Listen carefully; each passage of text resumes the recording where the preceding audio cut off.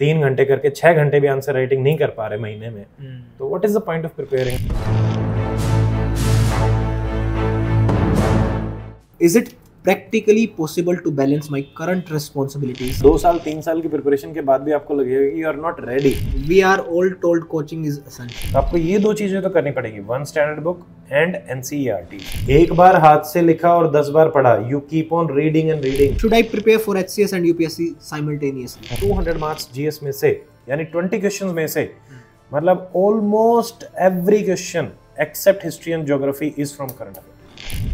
Sir जैसे मैं YouTube पर कमेंट्स को एनालाइज कर रहा था, तो उसमें स्टूडेंट्स भी हैं, वर्किंग प्रोफेशनल्स भी हैं, हाउसवाइफ भी हैं, तो उन सब के जब कमेंट्स हमने एनालाइज किया तो हमने उन कमेंट्स को 6 फेजेस में रखा है। तो फर्स्ट फेज जो हमने रखा है वो फाउंडेशन फेज रखा है। तो उसमें पहला ही क्वेश्चन यह हुआ है, I am a working professional, is it practically possible to balance my current responsibilities and realistically crack the exam, or should I wait for the perfect time? ये डायलेमा काफ़ी कॉमन रहता है और वर्किंग प्रोफेशनल्स का ही नहीं, generally housewife का भी रहता है, या फिर हम कहें कि जिनके पास टाइम की कमी रहती है उनके लिए है। पहला जो उन्होंने पूछा कि भाई परफेक्ट टाइम तो कुछ भी नहीं होता। देयर आर मैनी स्टूडेंट जो अकेडमी से जुड़े हुए हैं, वर्किंग प्रोफेशनल भी हैं, they are not waiting for the perfect time, they are putting efforts every day. तो आपको स्टार्ट करना पड़ेगा अगर आप इस एग्जाम को क्रैक करना चाहते हैं। तो परफेक्ट टाइम कभी भी नहीं आने वाला। 2 साल 3 साल की प्रिपरेशन के बाद भी आपको लगेगा कि यू आर नॉट रेडी। इस एग्जाम की नेचर ही ऐसी है। तो आप स्टार्ट कीजिए। पहली चीज़ तो स्टार्ट कहाँ से करना है, क्या करना है, वो सेकेंडरी चीज़ें हैं। तो you have to start now, today is the best day. Second चीज़ आती है कि प्रैक्टिकली पॉसिबल है क्या रिस्पॉन्सिबिलिटीज़ को मैनेज करना। ये अगेन क्योंकि जेन्युइन डाउट है कि भाई आपको घर की रिस्पॉन्सिबिलिटी, काम की रिस्पॉन्सिबिलिटी करनी पड़ती है। मेरे एक्सपीरियंस में एक तैयारी को बिल्ड करने के लिए, मान लो आप एक बार चीज़ों को पढ़ोगे, 1-2 बार रिवाइज करोगे, फिर दोबारा से क्वेश्चन प्रैक्टिस करेंगे, तो मुझे लगता है कि मिनिमम आपको 600 घंटे देने पड़ेंगे। अब ये आपके ऊपर डिपेंड करता है कि मान लो अगर आप 6 घंटे डेली दे पाते हैं तो ये टाइम पीरियड आप 100 डेज में भी कर सकते हैं। बीच में कुछ ब्रेक मान के हम मान सकते हैं कि 120 डेज में आप इसको अचीव कर सकते हो। That amounts around 4 months. But अगर आपके पास टाइम कम है, मान लो आपके पास 4 ही घंटे आप पुटअप कर पा रहे हो, तो 4 से अगर हम देखें तो 150 दिन के आसपास, उसमें भी 20-30 दिन हम ऊपर नीचे पकड़ के चले तो 6 महीने आपको लगेंगे। तो इसी में नेक्स्ट क्वेश्चन है, we are all told coaching is essential, realistically what specific advantages does it offers and what are the exact steps to compensate if I am preparing entirely through self study? यहाँ पे 2 चीजें हैं जो हर एक के दिमाग पे चलती रहती है, coaching versus self study. Yes, बहुत सारे लोग हैं जो सेल्फ स्टडी को अच्छा मानते हैं, वो एक्सक्लूसिवली सेल्फ स्टडी पे डिपेंड होना चाहते हैं। बहुत सारे लोग हैं जो एक्सक्लूसिवली कोचिंग को अच्छा मानते हैं। ऐसा नहीं है, दोनों की अपनी इंपॉर्टेंस है। आप उसको एनालाइज करो कि वास्तव में वो जो पढ़ा रहे हैं क्या वो रेलेवेंट है एग्जाम के लिए, क्या वो आपको PYQ करवा रहे हैं प्री के, मेंस के, क्या वो आपके रिवीजन सेशंस ले रहे हैं, क्या उनके रिवीजन सेशंस में जो एग्जाम ओरिएंटेड चीज़ें हैं सिर्फ उन्हीं को फोकस किया जा रहा है या फिर डाइवर्स किया जा रहा है just to get some engagement. तो ऐसा अगर नहीं है और वो पिन पॉइंटेड अगर चल रहे हैं तो definitely coaching can help you. Second इसमें ये आता है कि देखो सेल्फ स्टडी से भी सारी चीज़ें करी जाती हैं, वो भी यूट्यूब पे ही है, बट जिनसे आप यूट्यूब से पढ़ेंगे वो भी तो किसी न किसी माध्यम से आपको गाइड कर रहे हैं। It is all about guide. Now the question comes of money. कुछ फ्री में गाइड करते हैं, कुछ सस्टेन करने के लिए। भाई हम जब भी किसी एकेडमी या कोचिंग इंस्टीट्यूट में होते हैं तो वो एक सेकेंडरी एस्पेक्ट होता है। यहाँ पे आपको बस, चाहे वो फ्री की गाइडेंस हो, आपका टाइम जा रहा है, चाहे वो पेड गाइडेंस हो, द मेन थिंग जो आपको देखनी है क्या वो गाइडेंस रेलेवेंट है एग्जाम के लिए या नहीं। वो कैसे एनालाइज करेंगे? अगेन आप PYQ देखो, क्या उन टॉपिक्स को करके, क्वेश्चंस को करके PYQ करे जा रहे हैं। फॉर एग्जांपल अभी हमने जैसे TO क्लासेस भी ली थी, रिविजन क्लासेस ली थी, तो वहाँ से अब जब हमने पेपर होते ही पेपर एनालाइज करवाया था तो बताया था कि किस किस तरीके से क्वेश्चंस आए हैं और वो सारे बच्चों को करवाए हुए थे और बच्चों के स्कोर भी अच्छे बने। So the relevance is more important, not about कि कोचिंग अच्छी है या सेल्फ स्टडी। सेल्फ स्टडी में लग के अगर आपने टाइम खराब कर दिया तो भी नहीं कर पाएंगे। And one more thing which you are also saying, mentorship. Generally एक अच्छी राइट गाइडेंस जो कोचिंग में दी जाती है वो किन के द्वारा दी जाती है? जो खुद एस्पिरेंट रह चुके होते हैं, उन्होंने उस जर्नी को देखा है, दे हैव बीन देयर। हाँ, इस एग्जाम की नेचर ऐसी है कि नॉट एवरीबडी कैन क्वालिफाई। ठीक है, तो अब जैसे फॉर एग्जांपल मेरा ही ले लीजिए कि भाई UPSC I give 6 attempts, 5 mains, 3 interviews, then एक बड़ी लंबी जर्नी रही, बट उस जर्नी ने मुझे हेल्प किया HCS को क्वालिफाई करने में। तो ये सारी चीज़ें क्यूमुलेटिव एफर्ट्स में आती हैं। अब मेरा जो एक्सपीरियंस है, now I am sharing it with the students. आपको ये भी देखना पड़ेगा कि क्या उनकी जर्नी रही, एक्सपीरियंस रहा है। कई लोगों का नहीं भी रहता, बट क्या उनको सब्जेक्ट नॉलेज है? तो if both things are good तो वो डेफिनेटली आपको हेल्प ही करेंगे। अभी आपने जैसे बोला HCS और UPSC, आपने 5 मेंस एंड 3 इंटरव्यू लिखे हैं और HCS क्वालिफाइड 2019 का किया। उसमें बच्चे का क्वेश्चन है, should I prepare for HCS and UPSC simultaneously और is that a recipe for disaster? How different is the preparation for the Haryana specific section and how do I manage both? सबसे पहले तो मुझे नहीं लगता कि simultaneously prepare करना disaster रहेगा। ये तो रेसिपी है to get the job earliest, because the reason being is, अगर हम HCS को देखते हैं तो HCS ने एक तो बहुत ज्यादा इवॉल्व हुआ है। 2019 ऑनवर्ड अगर आप देखेंगे तो अभी 4 एग्जाम कंडक्ट हो चुके हैं 2019, और उसके बाद 3 एग्जाम प्रॉपरली। 2019 में कुछ हद तक अगर हम प्री देखते हैं वो सिंगल लाइनर था, बट उसके बाद सारा UPSC लेवल का आ चुका है। और अब तो HPSC के भी जो क्वेश्चन पेपर्स आ रहे हैं वो UPSC पैटर्न पे ही आ रहे हैं। तो अगर आप UPSC की तैयारी कर रहे हैं तो आपके लिए बहुत इजी है HCS को मैनेज करना, और अगर आप HCS की तैयारी कर रहे हैं तब भी आप साथ में UPSC को मैनेज कर सकते हैं। रीजन बीइंग, HCS में जो आप पढ़ेंगे GS paper 1, 2, 3 pre exactly same है। थोड़ा सा चेंज होता है कि मान लो एनवायरनमेंट वाला पोर्शन है या साइंस एंड टेक है, वो आपका UPSC में ज्यादा आता है। यहाँ जनरल साइंस ज्यादा आती है, हिस्ट्री ज्यादा, जबकि वहाँ पे आपको करंट अफेयर का पोर्शन कंपैरेटिवली ज्यादा मिलता है। सेकंड, अगर हम मेंस की बात करते हैं तो वहाँ पे पेपर 1, 2, 3, 4 है। यहाँ आपको पेपर 1, 2, 3 पढ़ना पड़ता है सारा, बट वो आएगा एक ही पेपर में। वहाँ उसी के 3 पेपर हो रहे हैं। पेपर 4 एथिक्स यहाँ है ही नहीं, तो आपके लिए कंपैरेटिवली इजी है। हिंदी इंग्लिश वहाँ पे क्वालिफाइंग है, यहाँ पे आपके लिए मार्क्स स्कोरिंग है, तो एक एडिड एडवांटेज हो सकता है। अगर आप हिंदी और इंग्लिश बहुत अच्छे से तैयार करते हो, क्योंकि 100 नंबर के होते हैं, तो आपको बहुत अच्छा बेनिफिट मिल सकता है कि आप इजीली HCS क्वालिफाई कर पाएँ। ऑप्शनल दोनों में ही सेम है, पेपर भले ही एक रहता हो, वहाँ 2 रहते हैं, but syllabus is exactly same. तो डिजास्टर नहीं है, this is an opportunity that every aspirant, I would say, जो UPSC की तैयारी कर रहा है, they should give HCS and people are giving, अगर हम उनको देखते भी हैं तो। एंड जो HCS की तैयारी कर रहे हैं, अगर आपकी एज है तो आपको एक्सक्लूसिवली HCS पे फोकस ना करके UPSC के बारे में सोचना चाहिए, but that depends upon students capabilities also. कई बार हमारे पास टाइम की कमी होती है या फिर हमें चीज़ें लर्न करने में टाइम लगता है। उस कंडीशन में आप डेफिनेटली एक चीज़ पे फोकस कर सकते हैं, वो भी एक अच्छी स्ट्रैटेजी रहेगी, बट वो केस टू केस बेसिस पे वेरी करेगा। नेक्स्ट क्वेश्चन था कि हरियाणा स्पेसिफिक, उसके बारे में हरियाणा GK जो है वही मेन है। तो उसमें जैसे एकेडमी पे बहुत सारी क्लासेस हैं, या एक अगर हम सोर्स की भी बात करें तो अरियंत की एक बुक आती है, that is also good book, know your state Haryana, वो बहुत अच्छी किताब है, वहाँ से भी आ जाता है। बाकी जो बजट है, इकोनॉमिकल सर्वे है उसकी, या गवर्नमेंट स्कीम्स है, वो तो ऑफिशियल डॉक्यूमेंट से ही हमें पढ़ने पड़ते हैं। एकेडमी पे भी रिसेंटली भी हमने क्लासेस ली थी HPSC के कंटेक्स्ट में, वहाँ से क्वेश्चंस आए भी, तो आप इनको अपने लेवल पे भी प्रिपेयर कर सकते हैं। नेक्स्ट फेज है सर बिल्डिंग द प्लान। उसमें क्वेश्चन है कि choosing an optional subject feels like a permanent decision. How do I actually decide? Should I prioritize my interest, scoring trends or syllabus length? So basically पूछना चाहते हैं कि जो optional है उसको कैसे चूज किया जाए। एक तो आपका बैकग्राउंड होता है, एजुकेशनल बैकग्राउंड, वो भी डिसाइड करता है। मान लीजिए डॉक्टर्स हैं, मेडिकल साइंस है, वो उनके लिए अच्छा रहेगा कि वो मेडिकल साइंस ले, क्योंकि उन्होंने वो पढ़ रखा है। ऐसे ही अगर आपका ग्रेजुएशन में ओरिएंटेशन था और एक कोई ऐसा स्पेसिफिक सब्जेक्ट जो आपने अच्छा प्रिपेयर कर रखा है, it can be history, geography, sociology, कुछ भी हो सकता है। अगर वो अच्छा प्रिपेयर्ड है और वो आपके ऑप्शनल के सिलेबस के साथ अलाइन हो रहा है, आपको लगता है कि अच्छे से कर सकते हैं, आंसर राइटिंग कर सकते हैं, मैनेज हो जाएगा with in stipulated time period, तो आपको उसके साथ जाना चाहिए। सेकंड, जो इंटरेस्ट वाली चीज आती है, फॉर एग्जांपल मैंने जब सेकंड अपना ऑप्शनल चेंज किया था तो सोशियोलॉजी के साथ में गया, क्योंकि मेरा उसमें इंटरेस्ट था। इंटरेस्ट के साथ आप तभी जाएं जब आप श्योर हो कि इसको कम टाइम में किया जा सकता है और चीजें अवेलेबल हों। अब कई बार ऐसा होगा कि स्टूडेंट हिंदी मीडियम के हैं, साइकोलॉजी में इंटरेस्ट है, वो जाना चाहते हैं, बट आपको ना तो कंटेंट मिलेगा ना टेस्ट सीरीज मिलेगी, तो देयर इज नो पॉइंट कि सिर्फ इंटरेस्ट पे जाया जाए। आपको देखना पड़ेगा कि क्या क्लासेस अवेलेबल हैं, क्योंकि ऑप्शनल एक ऐसी चीज़ है जो बहुत ही डेडिकेटेड प्रिपरेशन डिमांड करता है। यहाँ पे सिर्फ सुपरफिशियल नॉलेज से काम नहीं चलेगा, आपको अंडर ग्रेजुएट लेवल की पूरी नॉलेज हो और पोस्ट ग्रेजुएट लेवल की भी नॉलेज हो। एंड UPSC अगर मैं बात करूँ, so minimum 10 years of UPSC PYQ आप उसमें कंफर्टेबल हो, तभी आपको जाना है। देन जो आप कह रहे थे कि स्कोरिंग ट्रेंड के हिसाब से, देखो स्कोरिंग ट्रेंड की अगर हम बात करें, चलिए HCS का ही मैं आपको एक्सपीरियंस बताता हूँ। जैसे सोशियोलॉजी है, हिस्ट्री है, ये दोनों 3 HCS में बहुत अच्छे परफॉर्म करे।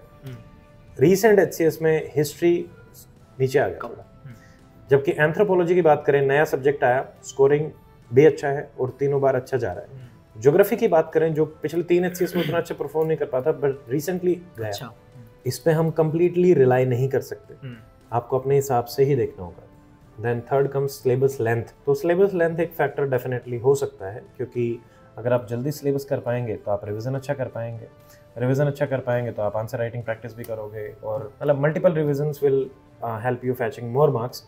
बट यहाँ पे एक और चीज़ फिर से आपको ध्यान रखनी पड़ेगी, सब्जेक्टिविटी और ऑब्जेक्टिविटी और आपका खुद का बैकग्राउंड।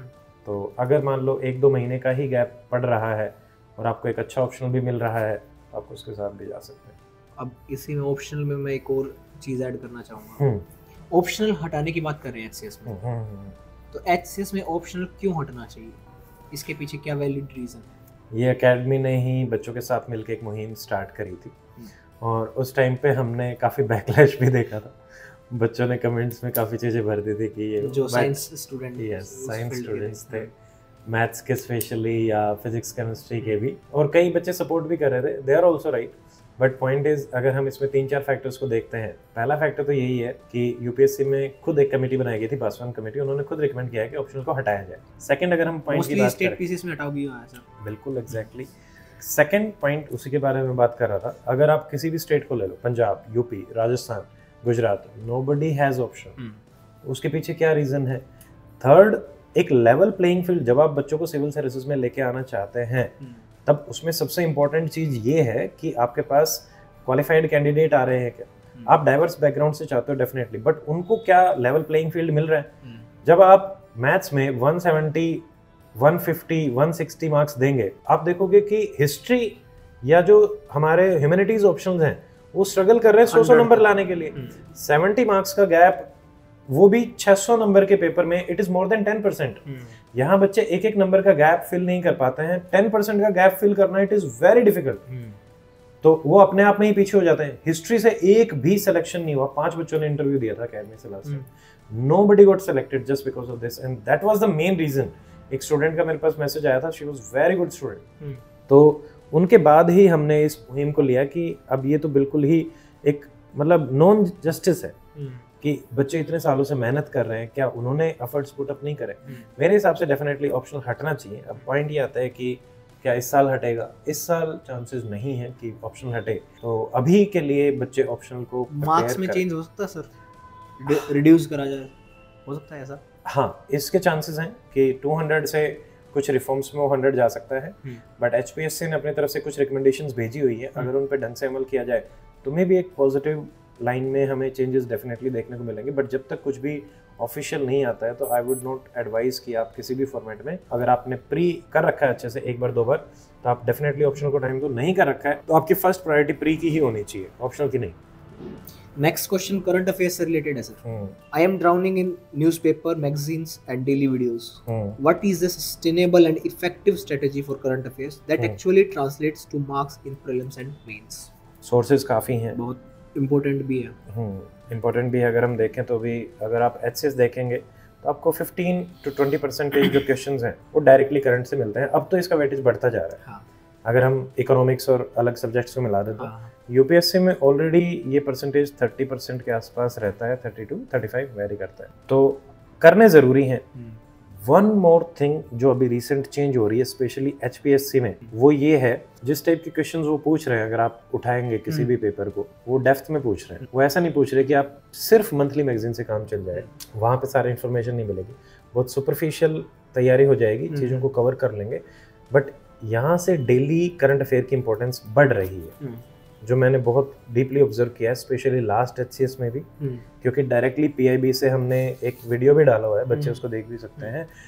2024 में जो अपना हुआ था उसके एनालिसिस में डेट भी बताई हुई है। इस डेट की पीआईबी से लाइन बाय लाइन क्वेश्चन आए हुए हैं, 1 नहीं 2 नहीं 8-10 क्वेश्चन लगातार। तो यानी PIB is becoming important and the Hindu. मेरे हिसाब से अगर आप सिर्फ 2 इनिशिएटिव्स को भी लें, मतलब द हिंदू करो, पीआईबी करो, और इसी को ध्यान में रखते हुए एकेडमी पे हम फोकस ही इन्हीं 2 पे करवा रहे हैं। आप मॉर्निंग 6 AM क्लास देखें, हमने दोनों को ही, प्री और मेंस को सेग्रीगेट कर दिया है। 6 AM प्रीलिम्स ओरिएंटेड तैयारी, 6 PM मेंस ओरिएंटेड तैयारी, editorials, discussions, topic wise, theme wise हम लेके चले। बहुत सारे एडिटोरियल्स आते हैं, बट आप सबको मत पढ़ो। आपको पढ़ना चाहिए कोई भी 1 या 2 एडिटोरियल, ताकि एटलीस्ट वो अच्छे से प्रिपेयर हो जाए। 1 घंटा आप उसको दें, आपके मेंस के मान लो 2 टॉपिक भी प्रिपेयर हो गए, आपने उनके नोट्स बना लिए, तो अब उन पे दोबारा काम करने की आवश्यकता नहीं है। अब आपको उनको सिर्फ बिल्ड करना है। अगर आपने 3 महीने ये एक्सरसाइज कर ली तो आपके लगभग 180 के आसपास टॉपिक जो है वो कंप्लीट हो जाते हैं। और इतने ही टॉपिक हैं जहाँ से आपके 70 to 80% क्वेश्चन यहीं से आते हैं। और HCS में तो बहुत ज़्यादा इंपॉर्टेंट है। HCS में करंट अफेयर ओरिएंटेड अगर आप देखते हो 200 मार्क्स GS में से, यानी 20 क्वेश्चन में से, मतलब almost every question except history and geography is from current affair. अगर स्टैटिस्टिक हटाते हैं, मतलब 13 से 14 क्वेश्चन आपको करंट अफेयर ओरिएंटेड मिले। नेक्स्ट क्वेश्चन इसी में आ रहा है sir, how do I avoid the trap of buying 10 different books for one subject? What does limiting your resources actually look like in practice? सबसे पहले तो ये बहुत ज़्यादा इंपॉर्टेंट है कि आप अपने रिसोर्सेज को लिमिट करें। अगर मैं हर सब्जेक्ट की भी बताऊं, पॉलिटी मैंने 6 सोर्सेज से किया था, बट वहाँ पे क्या होता है कि डुप्लीकेशन होता है एनर्जी का, चीज़ें नई नहीं मिलती हैं, तो आप बार बार अलग अलग जगह लगाएंगे तो एक तो विजुअल मेमोरी नहीं बन पाती। एक बुक का पैटर्न अलग रहता है लिखने का, दूसरे का अलग, तीसरे का अलग, चौथे का अलग। तो आप अलग अलग सोर्सेज पे तो बिल्कुल मत जाओ, बट आपको एक प्राइमरी सोर्स बनाना पड़ेगा, एक सेकेंडरी सोर्स। तो प्राइमरी सोर्स, एक चैनल पे कंप्लीट बुक लिस्ट का वीडियो भी अवेलेबल है, उससे आप देख के आराम से बना सकते हैं। हर सब्जेक्ट का उसमें बताया हुआ है। एग्जाम्पल के तौर पे जैसे पॉलिटी लक्ष्मीकांत, ऐसा ही हर सब्जेक्ट का एक आपने प्राइमरी बना लिया, एक सेकेंडरी। सेकेंडरी क्या होगा कि जैसे मान लीजिए NCERT है, HCS में NCERT प्राइमरी भी बनेगा। अगर हम हिस्ट्री की बात करें और ज्योग्राफी की बात करें, UPSC में भी यहाँ से डायरेक्ट क्वेश्चंस आते हैं, तो आपको ये 2 चीजें तो करनी पड़ेगी, 1 स्टैंडर्ड बुक एंड NCERTs। अब आप क्या करें, इनको पढ़ लिया, अब तीसरी नई चीज मत डालो। अब क्या करोगे, आप PYQ प्रैक्टिस करो और टेस्ट सीरीज प्रैक्टिस करो। यहाँ पे आप गैप आइडेंटिफाई कर पाओगे कि अगर मैंने पूरी पॉलिटी पढ़ ली है इन 2 चीज़ों से, तो मैं कितने क्वेश्चन अटेम्प्ट कर पा रहा हूँ। मान लो आपने 100 क्वेश्चन अटेम्प्ट करे, आप अगर 70 अच्छे से कर पा रहे हो, 30 में से 10 में थोड़ा सा गैप दिख रहा है और 20 पता है बट रिवीजन की लैकिंग है, तो वो जो 10 का गैप है वो आपको आइडेंटिफाई करके फिल करना पड़ेगा। बस उसके अपने नोट्स बना लो। तो अपने सेल्फ नोट्स भी बहुत ज़्यादा इंपॉर्टेंट है, वो भी आपको देखने पड़ेंगे। एग्जीक्यूशन के पार्ट पे आते हैं सर। क्वेश्चन है, my notes just end up being copies of the book. इतनी मोटी बुक बना ली है, how do I make smart concise notes that are genuinely useful for last minute? इसका एक सिंपल सा एग्जांपल देता हूँ रोहित। हमने एकेडमी पे एक बार हम क्लास लेते हैं पॉलिटी की, लक्ष्मीकांत की, वो नोट्स से ही ली गई, शॉर्ट नोट से एकेडमी पे, जो मैंने बाकी टीचर्स ने अपने अपने प्रिपरेशन में बनाए। तो उसमें हमने उसको स्मार्ट और कंसाइज रखा है। पूरी लक्ष्मीकांत जो कि 900 पेजेस पे अब जा रही है, जो अभी स्टार्ट भी हो रही है पॉलिटी रिवीजन। यस, अभी भी हम स्टार्ट कर रहे हैं उसको। तो जो 900 पेज की लक्ष्मीकांत है, उसको हमने, आप ये मान लो कि 90 पेजेस, 90 भी आराम से, अगर उसको हम थोड़ा सा रिस्ट्रक्चर कर दे तो हो सकता है 50 पेजेस में ही, ज्यादा खुले हैं। यस, 50 पेजेस में आराम से आपकी पूरी लक्ष्मीकांत रिवाइज हो सकती है। पॉइंट क्या होता है, आपको की फैक्ट नोट करने होते हैं। अगर एक पेज में 100 वर्ड्स हैं तो आपके नोट्स में सिर्फ 15 to 20 वर्ड्स ही आने चाहिए, ठीक है, या 10 भी, यानी 1/10 तो आपको करना ही करना पड़ेगा, तभी आप उसको इफेक्टिवली यूटिलाइज कर पाएंगे, और वो हो जाता है। हाउ टू मेक नोट्स का भी एक सेपरेट वीडियो, बच्चे उसको भी देख सकते हैं। कॉपी ऑफ बुक रहेगा, आप कभी भी रिवाइज नहीं कर पाएंगे। आपके नोट्स ऐसे होने चाहिए कि एक दिन में एक सब्जेक्ट आप आराम से रिवाइज कर लो, और ये डुएबल है। जैसे मान लो अगर NCERT के आप बनाना चाहो, एक चैप्टर को एक पेज में कंसाइज करो, 1/10 तो नीडेड है, ठीक है। और डिजिटल वर्सेस पेपर वाला जो सेकंड एस्पेक्ट आप कह रहे थे, मैं पर्सनली दोनों का ही प्रोज एंड कॉन्स है, और मैं दोनों का ही फैन हूँ। डिजिटल का मैं फैन वहाँ पे हूँ जहाँ पे इन्फॉर्मेशन बहुत ज्यादा होती है। What I used to do was, पहले मैं डिजिटल बनाता था, फिर उसको पेपर पे लिखता था। जैसे मान लो हम डेली न्यूज़पेपर पढ़ते हैं, बहुत सारी चीजें आती हैं, तो एक बार तो आपने उसको बना लिया, क्योंकि आप हर चीज नहीं लिख सकते, आपके पास डिजिटल तो होनी ही चाहिए, आप उनके प्रिंट भी करवा सकते हो। अब सेकंड, उसी में से जैसे हम 1/10 की बात कर रहे थे, तो उसी में से आप फिर कीवर्ड्स निकाल लो, ताकि दूसरी बार आपको उन डिटेल नोट्स पे ना जाना पड़े, आप हैंड रिटन करें। एक बार हाथ से लिखा और 10 बार पढ़ा, you keep on reading and reading, वो रिवीजन नहीं होता, इफेक्टिव रिवीजन नहीं होता। आप हाथ से लिखें। आपने मान लो एक चैप्टर पढ़ा है, आप कॉपी पेन लेके बैठ ब्लैंक, और उसमें जो जो याद आ रहा है उसको लिखो। आप उसका इंडेक्स लेके बैठ सकते हो अपने पास, इसके बारे में मुझे लिखना है, इसके बारे में मुझे लिखना है, ताकि आपके एक स्ट्रक्चर तो बन जाए। अब जो गैप रह गए हैं, बुक पे जाएं दोबारा, उनको डिफरेंट कलर ऑफ पेन से लिखें, तो आपके पूरे नोट्स बन गए और आपको पता चल गया कि ये गैप मेरा रह गया था, इस पे मुझे ज़्यादा फोकस करने की आवश्यकता है। और आपको लगातार रिवीजन करते रहना पड़ेगा, तभी नोट्स की भी इंपॉर्टेंस, अदरवाइज नोट्स सिर्फ बनाने से काम नहीं चलेगा। एक और इसमें एस्पेक्ट है जो हमारा मिसिंग है कि क्या दूसरों के नोट से काम चल सकता है, तो my answer would be absolute no. आपको खुद के नोट्स बनाने चाहिए, हर चीज़ के, हर सब्जेक्ट के, हर पेपर के। और अगर आप PYQ भी कर रहे हैं तब भी आपको उनके भी नोट्स बनाने चाहिए। नेक्स्ट क्वेश्चन आंसर राइटिंग से रिलेटेड है sir. I know the content but I freeze when I try to write an answer. When and how do I start answer writing? What does a perfect HCS mains answer even look like? Answer writing की journey के बारे में ही मैं इसमें आपको बता देता हूँ, बच्चों के एक्सपीरियंस के हिसाब से। पहला भी आता है कि क्या फर्स्ट डे से स्टार्ट करें? फर्स्ट डे से नीड नहीं है। एक बार 2-3 महीने प्रिपरेशन में आने के बाद डेफिनेटली आप स्टार्ट कर सकते हैं जो आपने पहले 2-3 महीने में पढ़ लिया। सेकंड आता है कि कैसे स्टार्ट करें? Just take a copy, pen, PYQ and start writing. अगर आप ऐसा सोचोगे कि मैं बिल्कुल परफेक्ट नॉलेज के साथ परफेक्ट आंसर ही बनेगा तभी लिखना शुरू करूँगा, वो पॉसिबल नहीं है। वो अचीव भी तभी होगा जब आप लिखेंगे। और इसमें सिर्फ ऐसा नहीं कि टाइप कर दिया, बोल दिया, ब्रेनस्टॉर्मिंग कर ली, no, you have to write proper answer. अगर आपको मान लो एग्जाम में 150 वर्ड में आना है, 250 में आना है, तो आप उसी वर्ड लिमिट में आंसर प्रैक्टिस करें।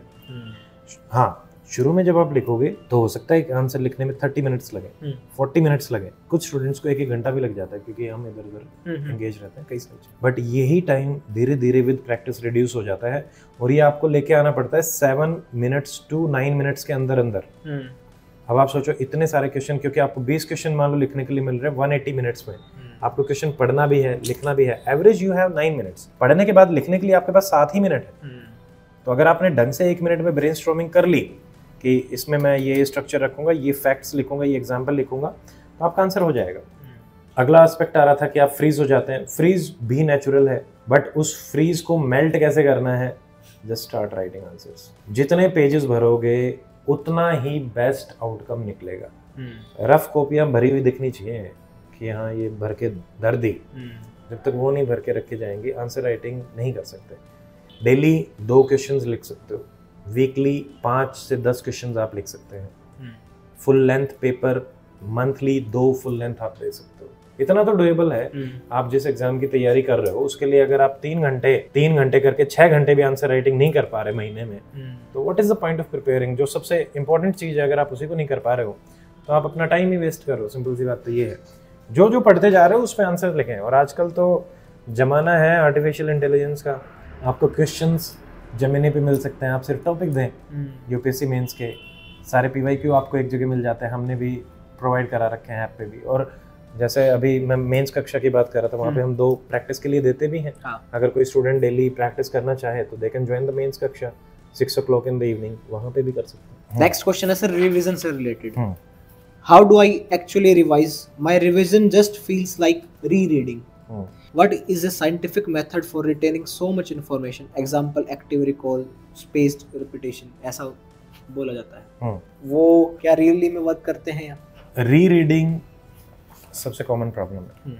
हम करते क्या है, मान लो बुक उठाई, लक्ष्मीकांत ली, एक बार पढ़ ली, आप जब दोबारा रिवाइज करोगे आप इसी बुक को उठा के पेज बाय पेज पढ़ना शुरू कर दोगे। एक बार आप ब्लू कलर से मार्क करेंगे, अगली बार उसमें रेड कलर भी यूज कर लोगे, अगली बार उसमें हाइलाइटर यूज कर लोगे। कलर तो बहुत हो जाते हैं, but the mistake which you are doing it, आप उसी से पढ़ते जा रहे हो। यहाँ पे प्रॉब्लम क्या है? क्योंकि हमारा दिमाग उसका आदी हो चुका है पहली बार पढ़ते ही, तो आपको दिमाग कंफर्टेबल जोन में डाल देता है कि यार ये तो पढ़ा हुआ है, ये तो याद आ रहा है। आपको दिमाग को लगेगा कि याद आ रहा है, याद आ रहा है। दूसरी बार, तीसरी बार, हर बार आपको यही लगेगा कि मैं रिवाइज कर रहा हूँ और मेरी चीजें दिमाग में सेट होते जा रही है, but that is not happening in reality. एक बार पढ़ने के बाद से ही आप दोबारा बुक से रीड करना बंद कर दो।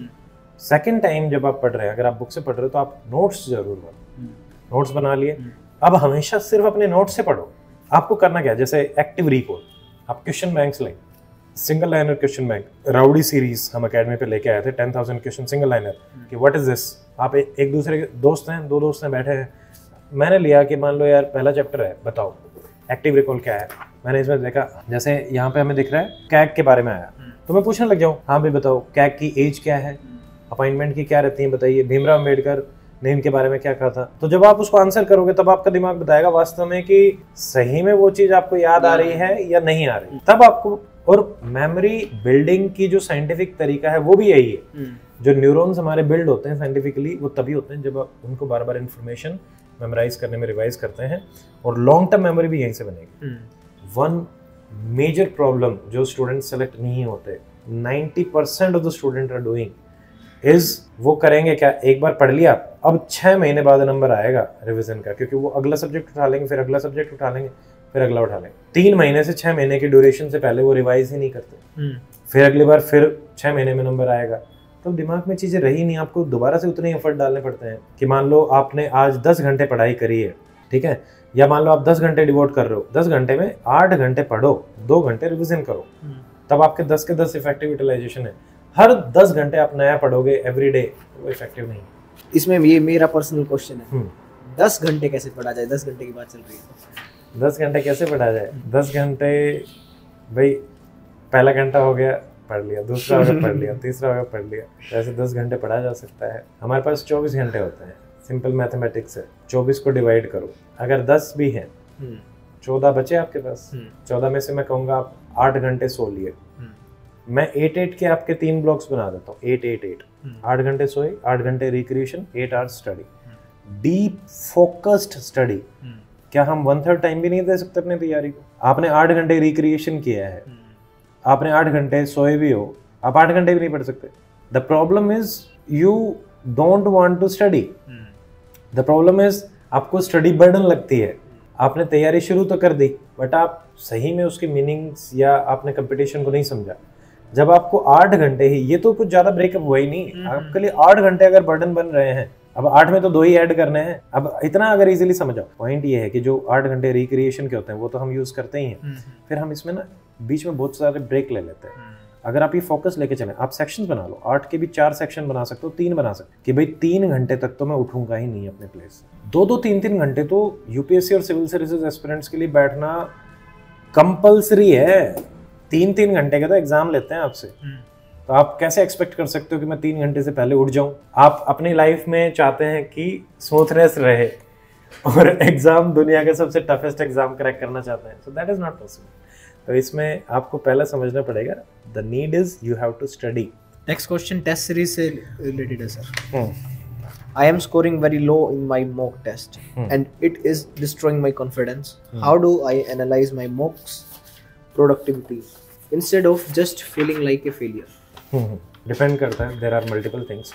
एक कारण होता है कि आपने रिवीजन नहीं किया, तो आपको कम मार्क्स आएंगे। सेकंड, रिवीजन किया but you are not able to recall, उसकी वजह से कम मार्क्स आएंगे। अगर रिवीजन ही नहीं किया, then your strategy is not effective, आपने प्लानिंग ढंग से नहीं कर रखी, ये सब कुछ भी कर लिया तब भी मार्क्स नहीं आ रहे, तो भाई टेस्ट पेपर में ही प्रॉब्लम है। क्योंकि हमने देखा है कि most of the time test paper बनाए जाते हैं तो यूपीएससी स्टैंडर्ड्स को मैच करने के लिए या एचएस स्टैंडर्ड्स को मैच करने के लिए कई बार हम ट्रिकी पार्ट डालते हैं, और वो अगर लिमिटेड क्वेश्चंस में रहता है तो ठीक है, बट जब ज़्यादा क्वेश्चंस में हो जाता है तो स्टूडेंट्स मार्क्स लूज करते हैं। आपके मार्क्स से फर्क नहीं पड़ता, आप देखिए कि उस पेपर को देने वाले जो बाकी स्टूडेंट्स हैं उनमें आप कहाँ पे लाई कर रहे हैं, क्योंकि कंपटीशन तो बच्चे से है ना, आपको कोई मिनिमम मार्क्स थोड़ी लेके आने हैं। मान लो वो पेपर दिया 1000 स्टूडेंट्स ने, अगर आप टॉप 100 में आ रहे हैं तो good enough, you are good to go, तब आपको टेंशन लेने की आवश्यकता थोड़ी है। तब तो जो पेपर है वो एक इशू बन गया, ठीक है, आप अपनी रैंक पे फोकस करो, आप अपने उस पे फोकस करो। बट एचएस में मेन प्रॉब्लम ये है कि कुछ इस टाइप का इनिशिएटिव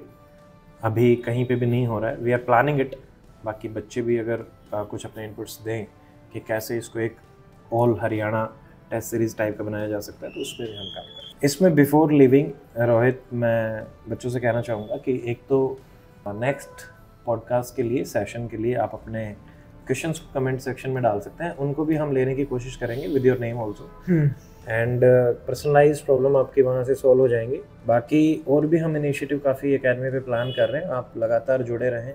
प्री कक्षा, मेंस कक्षा, बहुत अच्छे इनिशिएटिव्स आ रहे हैं, बहुत इफेक्टिव आप करंट अफेयर रिवाइज कर पाएंगे, और स्टैटिक के रिवीजन के भी हम लगातार आप लोगों के लिए इनिशिएटिव लेके आ रहे हैं।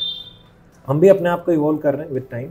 बाकी रोहित सर ने, मैं कहना चाहूँगा, अच्छा Q&A सेशन लिया। दिस वाज एन एकदम से प्लान करी हुई चीज़ थी, और अभी स्टार्टिंग है तो ऐसे ही कमेंट्स आते रहेंगे, तो उनको समराइज करके ऐसे ही फिर डिफरेंट टाइम पे हम इन पॉडकास्ट को प्लान करते रहेंगे। बिल्कुल। सो share it with your friends जो तैयारी कर रहे हैं, जिसके लिए ये वीडियो फ़ायदेमंद हो सकती है उनकी लाइफ में, उनकी प्रिपरेशन में। मिलते हैं अगले सेशन में। टेक केयर, थैंक यू, जय हिंद। जय हिंद।